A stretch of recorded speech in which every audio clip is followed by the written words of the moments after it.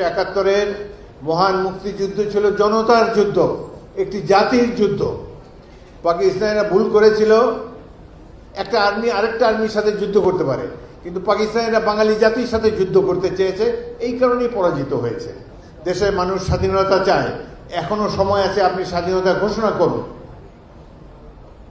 শেখ মুজিবুর রহমান সাহেব বললেন যে না, আমি বিচ্ছিন্নতাবাদী হতে পারি না, পাকিস্তান বাংলাতে আমার কোনো অবদান থাকুক এটি আমি চাই না, সুতরাং স্বাধীনতা ঘোষণা আমি দেব না। স্বাধীনতা ঘোষণা দেননি, পাকিস্তানের এক ক্র্যাকডাউন চালালো, লক্ষ লক্ষ মানুষ ঘর বাড়ি ছেড়ে উদ্ভ্রান্ত হয়ে পালিয়ে যাচ্ছে, গ্রাম থেকে গ্রামান্তরে পালিয়ে বেড়াচ্ছে। পাক বাহিনী মেশিন গান, মোটর, কামান দিয়ে নিরীহ মানুষ গুলি করে হত্যা করছে। এই সময় যে কোনো জাতি অবদমিত হয়ে যেত, চুপচাপ হয়ে আত্মসমর্পণ করত। এমনই এক মহেন্দ্র ক্ষণে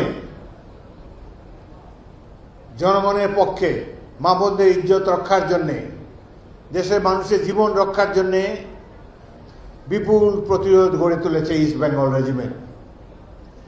এই সময় স্বাধীনতার ঘোষণা দিয়েছেন মেজর জিয়াউর রহমান।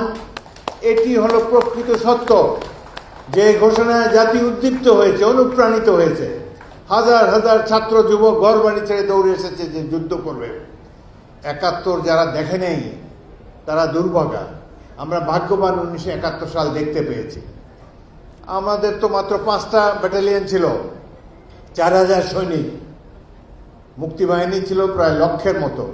বাকিরা তো ছাত্র, সাধারণ মানুষ, রিক্সাওয়ালা, মুদি দোকানদার, বাসের হেল্পার, ড্রাইভার, পিয়ন, চাপরাশি, বিশ্ববিদ্যালয়ের শিক্ষক, ছাত্র, যুবক, সকল পেশার মানুষ এসে মুক্তিযুদ্ধে যোগ দিয়েছে।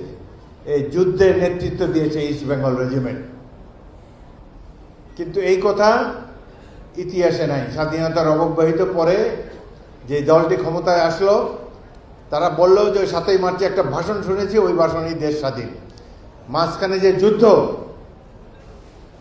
হাজার হাজার মানুষ জীবন দিল, লক্ষ মানুষ আত্মাহুতি দিল, তার কোনো উল্লেখ নাই স্বাধীনতা যুদ্ধের পরবর্তীকালে ইতিহাসে।